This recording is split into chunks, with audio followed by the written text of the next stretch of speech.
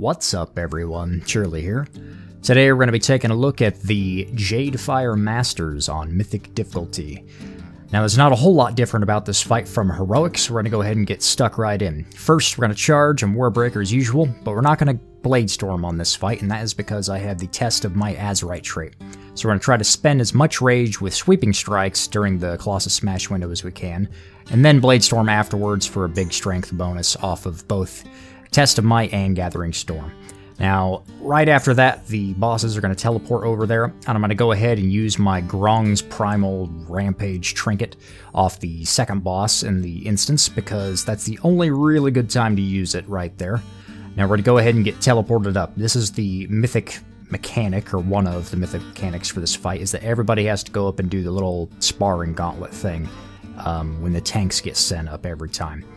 We're going to go ahead and land again, go ahead and Warbreaker and Sweeping Strikes to get that rage bonus going, and immediately switch over to this Living Bomb here, and the cats as well that spawn on Mythic, and cleave these down as much as we can, while also, spending rage within that window to get a nice buff. I'm going to go ahead and continue to hit these cats on the way over to the next bomb, because these do a lot of damage. We want to get them down as soon as possible. Now we're going to go ahead and switch over to the Living Bomb itself here, cleave our Colossus Smash on as many targets as we can, spend all that rage, and get back onto the boss, moving on to the next one. Now for some reason, the Living Bombs have line of sight issues, and you cannot charge them as a warrior, which is really annoying. So you're going to just try to maintain uptime on the boss while it moves over, rather than just wasting time walking over there. Now you could use your Heroic Leap, and if the boss does its teleport thing in between there, then I would recommend go ahead and Heroic Leaping over to the next bomb. Now we're going to go ahead and get sent back up. Now the order here you want to hit every time is blue, green, red, green, and then back down again. And they spawn really fast, and these things can be kind of a pain, and if you mess up one trying to fall back in line to the next one, it seems that you still take damage from it anyway, so you really don't want to mess up the gauntlet. The cats spawn here again. We're going to ignore the boss and cleave these down as fast as possible. We're taking a huge chunk of raid-wide damage off the cats, and the bombs going off right there as well.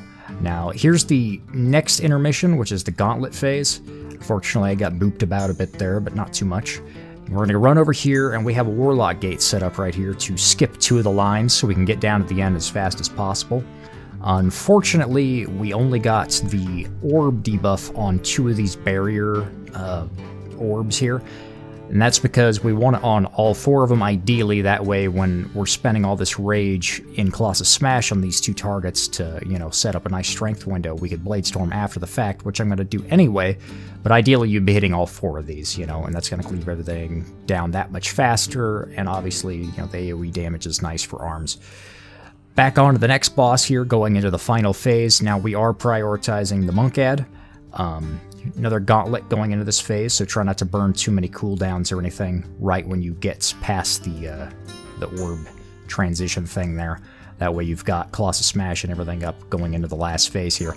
Now I don't use it right away on the mage here. I wanted to hit the monk with it at the same time. Unfortunately, she does her jump back thing, so I couldn't cleave both of them, but we did get the cat that spawned here. Now I noticed it was focused on me, so I'm going to go ahead and pop Dive of the Sword here and just mitigate as much damage as possible from that cat, because it does chunk pretty hard. And at this point, we're just, burning the monk down, pretty much ignoring the mage, cleaving it passively every once in a while, but you really want to get the monk down before they transform. And that's going to cut out the big frontal cone that the monk does during the last phase, and just make the last phase that much more easy, basically, going into it.